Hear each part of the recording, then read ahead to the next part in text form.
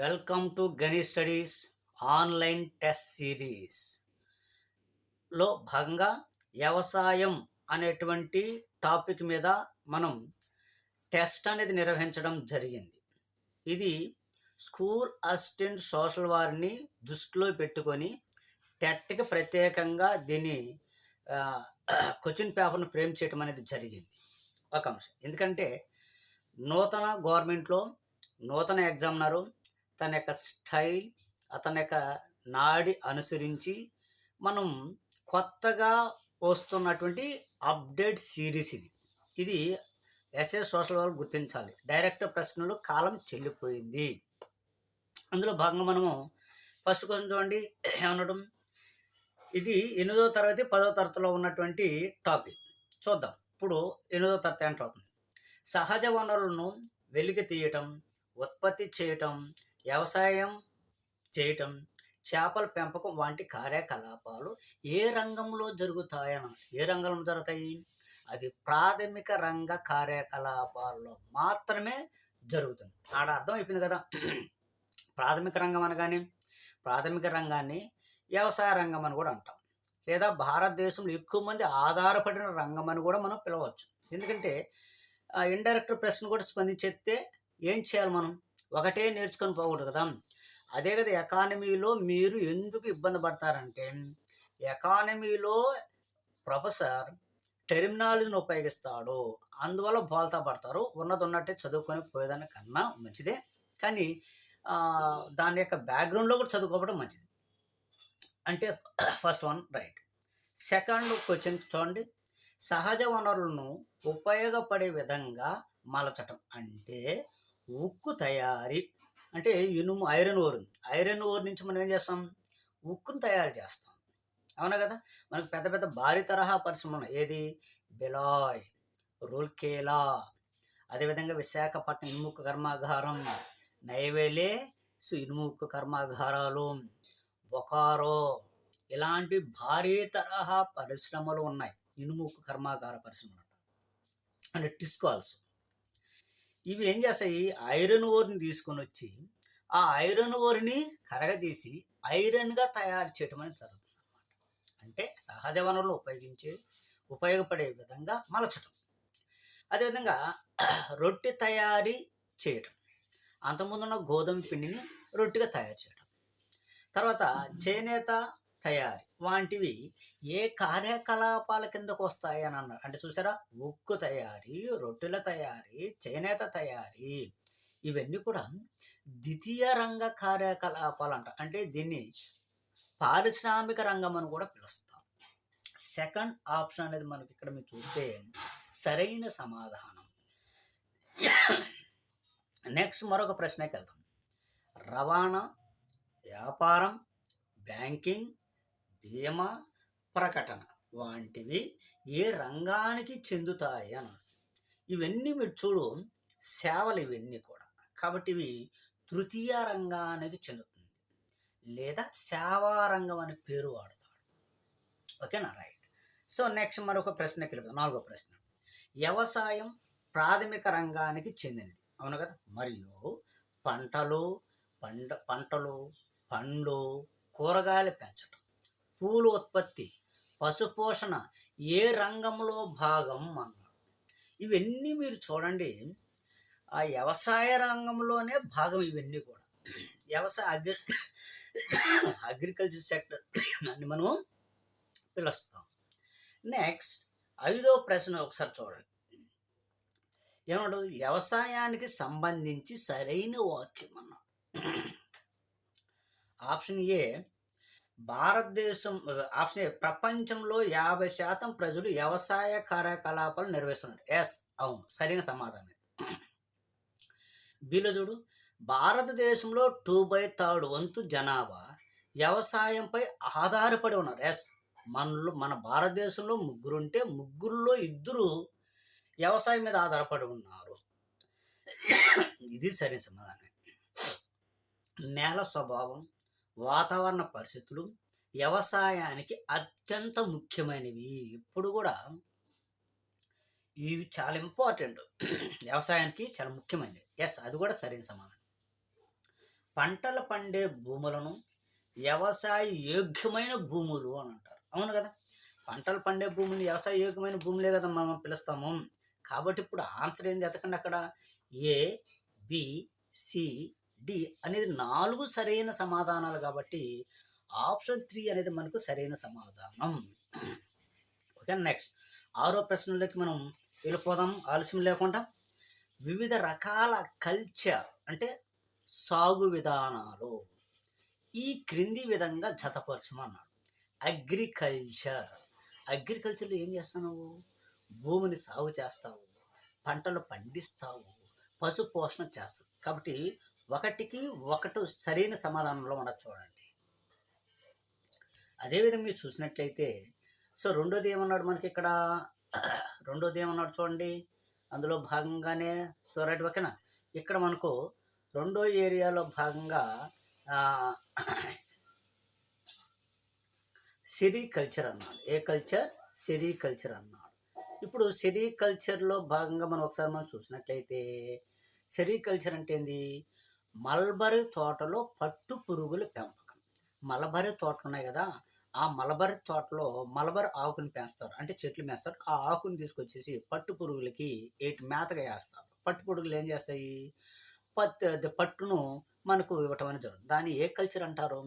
Sericulture అని మనం పిలుస్తాం. ఎస్, బికి 2 సరైన జాతే. సిలో చూడు పిసికల్చర్ అని. పిసికల్చర్ అంటే ఏంది? చెరువుల్లో కావచ్చు, కాలవల్లో కావచ్చు, ప్రత్యేకంగా చేపల పెంపకాన్ని మనం ఏమంటాం? పిసికల్చర్ అంటాం. అవునా కదా, ఓకేనా. అది కూడా సరైన సమాధానమే. నెక్స్ట్ విటికల్చర్ అన్నాడు. విటికల్చర్ అంటే తెలిసిందే కదా. అక్కడ ఆ విటికల్చర్లో ఏ కల్చర్ చేస్తారు? ద్రాక్ష తోటల పెంపకం. ద్రాక్ష తోటలు కానీ పెంచుతా ఉంటే దాన్ని ఏ కల్చర్ అంటాం మనము? విటికల్చర్ అని పిలవటం అనేది పొరపాటు జరుగుతున్నట్లు అంశం. నెక్స్ట్ హార్టికల్చర్ అన్న. హార్టికల్చర్కి అగ్రికల్చర్కి చాలా డిఫరెన్స్ ఉంటుంది. ప్యారలల్గా దగ్గరగా ఉంటాయే కానీ అవి దగ్గరగా కాదు. ఎందుకంటే కూరగాయల పెంపకం, పూలు వేయడం, పండ్లను ఉత్పత్తి చేయడం, వాణిజ్యపరంగా చేయడం. కాబట్టి ఈ కూడా 5వ ఆప్షన్కి సరైనటువంటి జత. అంటే 1కి 1, 2కి 2, 3కి 3, 4కి 4, 5కి 5 ఇలా ఉన్నాయి. కాబట్టి ఇప్పుడు ఆన్సర్ మీరు ఎత్తుకోండి. 3rd ఆప్షన్ అనేది మనకు సరైనటువంటి సమాధానం అవుతుంది. 1కి 1, 2కి 2, 3కి 3, 4కి 4, 5కి 5 రైట్ ఓకే రైట్.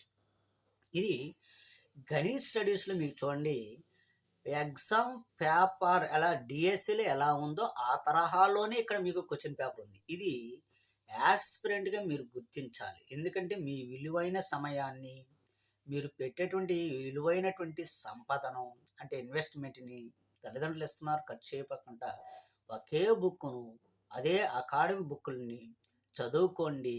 ఎట్ట పడితే చదవకండి. ఎందుకంటే నేను చెప్తానంటే టెక్స్ట్ బుక్లో ఉన్న టెర్మినాలజీనే ఇస్తాడు. మీరేమనుకుంటారంటే ఆ పబ్లిక్ ఆథర్స్ వీళ్ళు ఏంటంటే మీకు అనుకూలమైన భాషలో రాస్తారు కనుక అనుకూలమైన భాష పదాలు అక్కడ వాడడు. ఇది గుర్తుపెట్టుకోండి. నెక్స్ట్ అగ్రికల్చర్కు ఆధారమైన అగ్రికల్చర్ ఏ భాష పదాలు అని అన్నారు. ఏ భాష పదాలు అవి? ఇట్ ఈస్ లాటిన్ పదాలు. ఏ పదాలు అవి? లాటిన్ పదాలు. అంటే అగ్రికల్చర్లో ఒక భాగం అడవుల పెంపకం. అడవుల్లోంచే కర్ర, ఆ కర్రలోంచే లాటి కర్ర. అంతే, లాటిన్ పదం గుర్తుపెట్టుకోండి, అయిపోయింది. ఓకే, రేపు మన టైం బాగుండే అగ్రికల్చర్ ఆధారమైన అగ్రికల్చర్ ఏ భాష అంటాడో లాటిన్ పదం. రే పెంచలేసారు ఆ రోజు గణిత స్టడీస్లో చెప్పాట లాటి కర్ర అన్నాడు అని చెప్పి. నెక్స్ట్ 8వ ప్రశ్నకి వెళ్ళిపోదాం.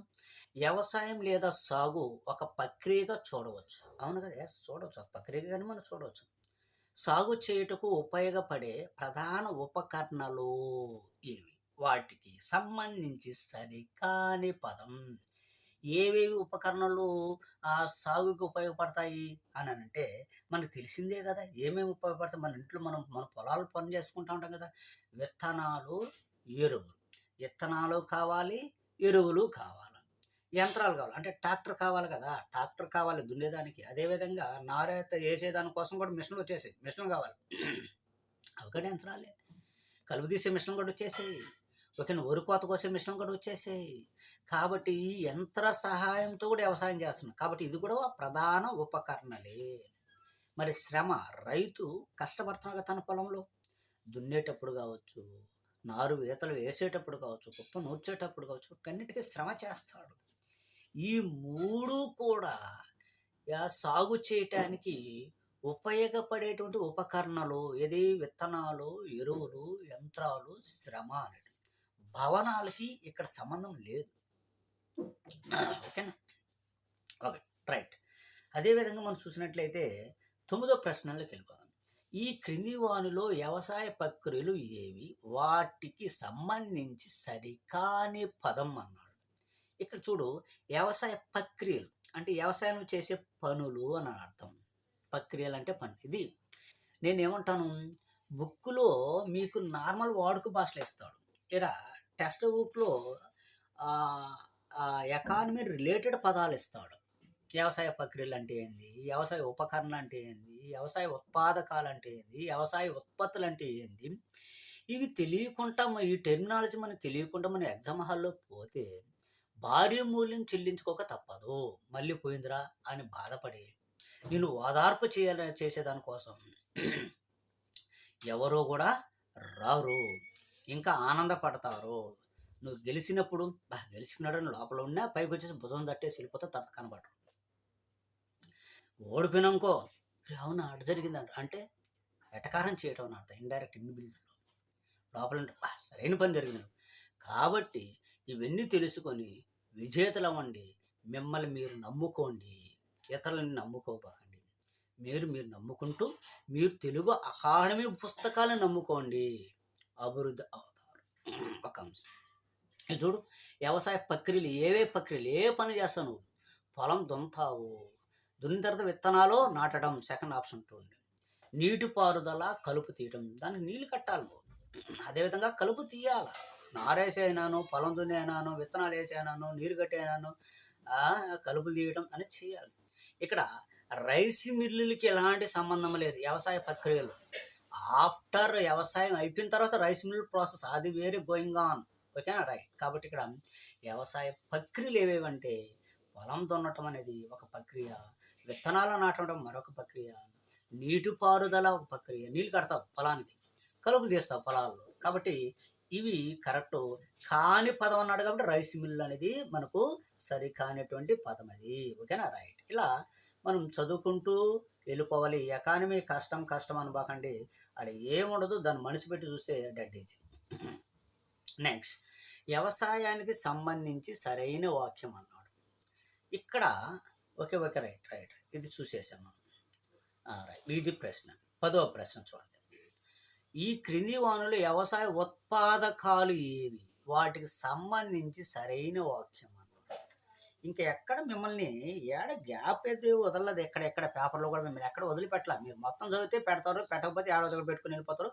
ఒక 10 మార్కులు పోతాయి. 10 మార్కులతో జాబ్ బాగుంటుంది చాలామంది చూస్తుంటాం మనం. చూడండి, ఏవి ఉత్పాదకాలు?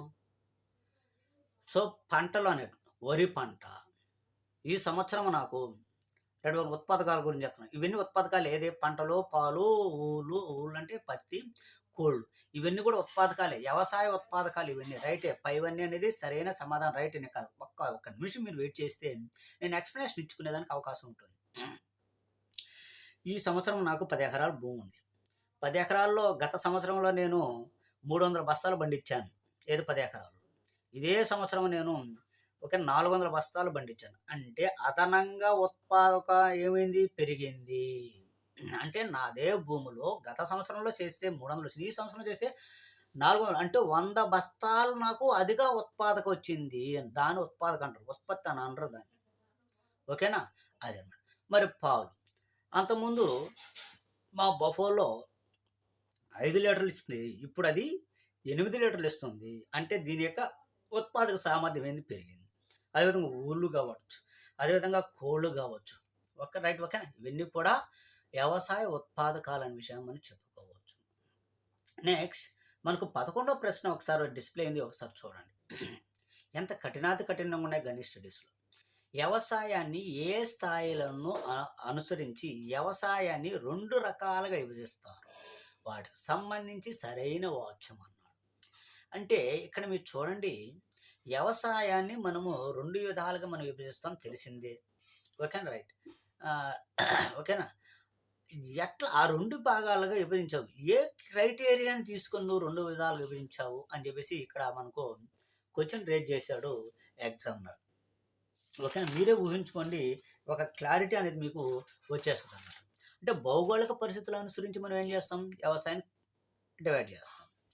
ఉత్పత్తుల గిరాకీని చూసి మనం ఏ వ్యవసాయం చేయాలి? సాంద్ర వ్యవసాయం చేయాలా? లేకపోతే వాణిజ్య వ్యవసాయం చేయాలని డిసైడ్ చేస్తాం. కార్మికుల యొక్క లభ్యత అనుసరించి. ఓకేనా? సో అదేవిధంగా సాంకేతిక పరిజ్ఞానం అనుసరించి మనము ఈ 4టిని క్రైటీరియాగా తీసుకొని వ్యవసాయాన్ని మనం 2 రకాలుగా విభజిస్తాం. ఏది? భౌగోళిక పరిస్థితులు, ఉత్పత్తుల గిరాకీ, కార్మికుల లభ్యత, మరి సాంకేతిక పరిజ్ఞానం. ఈ 4 అంశాలని క్రైటీరియాగా తీసుకొని మనం ఏం చేస్తామంటే వ్యవసాయాన్ని ఇది సాంద్ర వ్యవసాయమా లేదా వాణిజ్యపరమైన వ్యవసాయం అంటాం. ఇప్పుడు సపోజు నాకు భౌగోళిక ఫీచర్స్ అంటే భౌగోళిక పరిస్థితులు అనుకూలంగా ఉన్నాయి. అంటే భూమి, నేల యొక్క సామర్థ్యం బాగుంది. ఉత్పత్తులకు కూడా మంచి గిరాకీ ఉంది మార్కెట్‌లో. అదేవిధంగా కార్మికులు అనేది లభ్యత అనేది ఇక్కడ నాకు తక్కువగానే ఉన్నది. సాంకేతిక హై స్థాయిలో ఉంది. ఇప్పుడు నేను దేనికెళ్తాను నేను? టెక్నాలజీ పుష్కలంగా ఉంది. ట్రాక్టర్లు ఉన్నాయి, హార్వెస్టర్స్ ఉన్నాయి, అన్నీ ఉన్నాయి. నాకు దున్నేదానికి పెద్ద పెద్ద ట్రాక్టర్లు ఉన్నాయి. ఉత్పత్తులకు గిరాకీ ఉన్నాయి. భౌగోళిక పరిస్థితులు అనుకూలంగా ఉన్నప్పుడు నేనేం చేస్తాను? వాణిజ్య వ్యవసాయానికి వెళ్ళిపోతాను నేను. అట్లా అనమాట. ఇదే బిట్‌ని ఆ కోణంలో చెప్పాను. ఇంకంతకు మించి ఇంకేం లేదు. ఉన్నదే చెప్పమంటే మీరు చదువుకునేదానికి మీరు చదువుకోలేరు. చదువుకునేస్తారు. పెద్ద సమస్యేమీ కాదక్కడ. నెక్స్ట్ మరో 12వ ప్రశ్న. జీవనాధార వ్యవసాయంకు సంబంధించి సరైన వాక్యం అన్నాడు. సో ఆప్షన్ ఏలో ఏం పెట్టినాడు చూడండి మీరు ఒకసారి.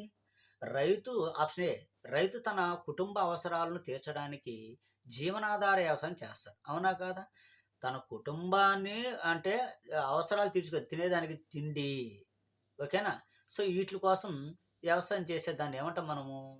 జీవనాధార వ్యవసాయం. సపోజు ఒక అతను ఉపాంత రైతు ఉన్నాడు. ఓకేనా? లేదా చిన్న సన్నకారు రైతు ఉన్నాడు. ఇప్పుడు ఉపాంత రైతు ఉన్నాడు కదా మనకు, 1 హెక్టారు లోపల భూమి కలిగిన వ్యక్తి ఉన్నాడు కదా ఉపాంత రైతు. ఏం చేస్తాడు సపోజ్ అతనికి 1 హెక్టార్ లోపల అనుకుందాం కాబట్టి అతనికి 1 ఎకరా భూమి ఉంది. 1 ఎకరా భూమి ఉంటే అతనికి తెలిసిందే కదా, గ్రామీణ ప్రాంతాల్లో కొంచెం నిరక్షరాస్యతగా ఉండటం వల్ల గ్రామీణ వాతావరణం ఎక్కువ పిల్లల్ని జనరేట్ చేస్తూ ఉంటుంది. అతనికి 4 పిల్లలు, భార్య, భర్త, అమ్మ, నాన్న మొత్తం కలిపి వీళ్ళకి 4, వాళ్ళకి 2 మొత్తం కలుపుకుంటే 8 మంది వచ్చారు. రైట్. ఓకేనా? 8 మందికి ఫుడ్ కావాలి కదా, రోజుకి అన్నం కావాలి కదా, అందించాలంటే ఏం చేయాలి? ఆయన తను ఉన్న ఎకరాల్లో జీవనాధార వ్యవసాయం చేయాలి. అంటే వీళ్ళందరూ పోసి అదే పొలంలో పని చేసుకుంటూ వచ్చినటువంటి 30 బస్తాలు 40 బస్తాలు తెచ్చుకొనేసి జీవనం గడుపుకోవాలి. దాన్ని జీవనాధార వ్యవసాయం అంటారు. జీవనాధార వ్యవసాయంలో ఎక్కువ స్థాయి సాంకేతికను ఉపయోగించరు. తక్కువ స్థాయి సాంకేతికను వాడతారు. ఎందుకంటే జీవనాధార వ్యవసాయంలో అది రాంగ్. అది అంటే అక్కడ మన సరైన వాక్యం అని అడిగినాడు. ఇక్కడ నేను చెప్తాను, కింద ఏబిసిడీలు ఉన్నాయి మళ్ళీ. జీవనాధార వ్యవసాయంలో ఎక్కువ స్థాయి సాంకేతికను ఉపయోగిస్తారు. ఇది రాంగ్. ఓకేనా? జీవనాధార వ్యవసాయంలో తక్కువ సాంకేతికతను వినియోగిస్తారు. చూడండి, ప్రశ్న లేదు, మిమ్మల్ని ఎంత టెస్ట్ చేసినాడు ఎగ్జామ్లో మీరు గుర్తించినారు లేదో నాకు తెలియదు. ఇదిగో కింద ఉన్నట్టుగా ఆప్షన్స్ మనకు. జీవనాధార వ్యవసాయంలో కుటుంబ సభ్యులు మాత్రమే పనిచేస్తారు. అవును, ఆ జీవనాధార వ్యవసాయంలో జీవనం కోసమే కదా వ్యవసాయం చేస్తున్నాడు కాబట్టి దాని జీవనాధార వ్యవసాయంలో కుటుంబ సభ్యులందరూ, భార్య, అతను, పిల్లలు, వాళ్ళ నాన్నగారు, అమ్మగారు వీళ్ళందరూ కలుసుకొని తన పొలంలో ఉన్న ఎకరా పొలంలోనే నీట్గా కలుపులు తీసుకోవడం, నారాతులు వేసుకోవడం చేసుకుంటారు. దాన్ని జీవనాధార వ్యవసాయం. వ్యవసాయ ఉత్పత్తి ఎక్కువ స్థాయిలో ఉంది. ఎప్పుడు కూడా జీవనాధార వ్యవసాయంలో వ్యవసాయ ఉత్పత్తులు ఎక్కువ స్థాయిలో ఉండవు.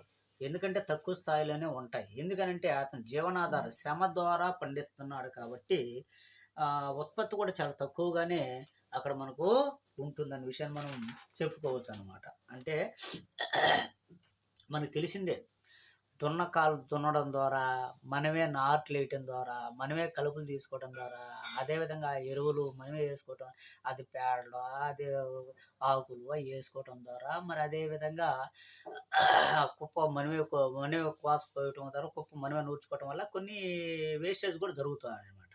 పర్ఫెక్ట్ జరగదు. కాబట్టి ఉత్పత్తి యొక్క సామర్థ్యం చాలా తక్కువగానే ఉంటుంది. ఓకేనా. కాబట్టి ఇక్కడ మనకు సరైన సమాధానాలు ఏ అనేది సరైన సమాధానం అవుతుంది, మరి అదేవిధంగా సి అనేది సరైన సమాధానం అవుతుంది, కానీ బి మరియు డి అనేది మనకు సరైన సమాధానాలు కావు. ఇది జీవనాధార వ్యవసాయానికి సంబంధించి. అంటే ఇక్కడ నువ్వు కంటెంట్ మొత్తం జీవనాధార వ్యవసాయానికి సంబంధించి కంటెంట్ మొత్తం కానీ నీకు తెలియకపోతే నువ్వు ఈ బిట్టికి ఆన్సర్ చేయలేవు. గ్రౌండ్లో నువ్వు క్రికెట్ మ్యాచ్ ఆడలేవు. ఇంట్లో ఆడుకోవాల్సిందే. ఇంట్లో ఆడుకుంటే గిన్నె సుమ్ములు పగిలిపోతాయి. పగిలిపోయిన తర్వాత బోళ్ళు ఏం చేస్తారో నీకు తెలిసిన అంశమే. Okay right. కాబట్టి చూసారా, ఇది కంటెంట్ ప్రశ్న.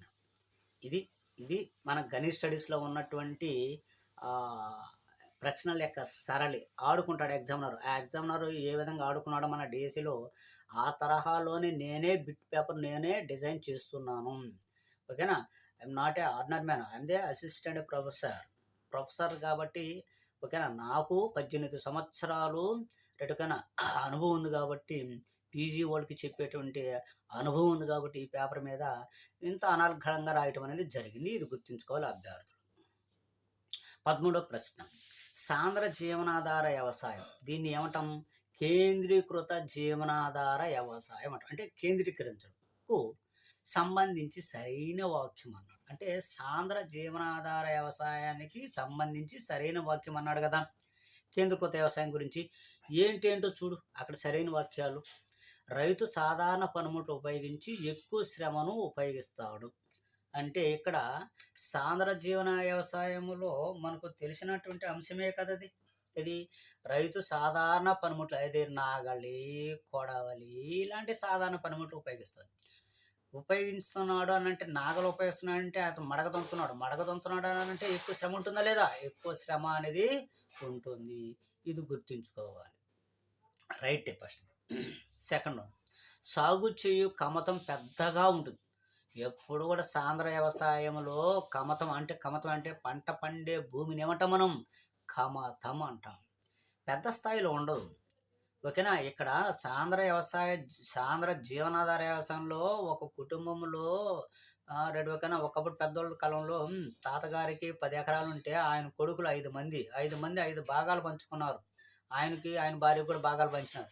అంటే ఏమైపోయింది? ల్యాండ్ 2 ఎకరాలకు వచ్చేసింది. అంటే దాని అర్థం ఏంది? భూమి అనేది చిన్నగా అయిపోతుంది. చిన్నది అయిపోయినప్పుడు జీవనాధార వ్యవసాయం చేస్తారు. కాబట్టి బి అనేది రాంగ్. మనకు సరైన వాక్యం అని అడుగున్నాడు అక్కడ. ఎక్కువ రోజులు సూర్యరశ్మి ఉండే వాతావరణం. అవును, ఎక్కువ రోజులు సూర్యరశ్మి ఉండేటువంటి వాతావరణమే. అవును, ఎస్ కరెక్ట్. జీవనాధారం. సారవంతమైన భూములు ఒకే భూకమతంలో ప్రతి సంవత్సరంలో ఒకటి కంటే ఎక్కువ పంటలు పండించుటకు అనుకూలంగా ఉంటాయి. కరెక్టే. కాబట్టి ఇక్కడ మనకు ఆన్సర్ ఏంది? ఏసిడి అనేది మనకు సరైన సమాధానాలు. ఓకేనా. రైట్.